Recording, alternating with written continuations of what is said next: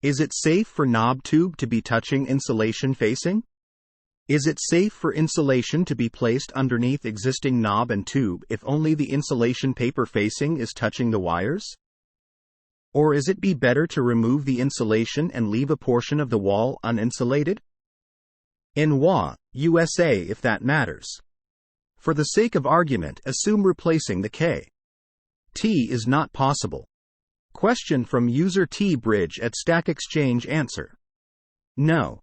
Knob and tube wiring should not touch anything other than air, knobs and tubes. If you have enough access to add faced insulation, then you have enough access to replace the wiring. Answer from user Longneck at Stack Exchange.